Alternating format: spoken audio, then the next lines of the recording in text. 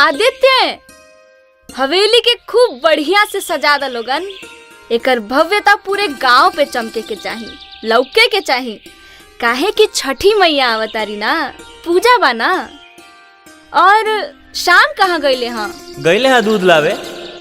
ए रानी, कैसन लागतानी हम? लागतानी नु महारानी। हाँ हाँ, एकदम निमन। गहना गुड़िया जेवर बदन पे लदले से लइका होई। इ त सोना चानी गहना के भी अपमान बा। चलल बाड़ी छठ पूजैया करे।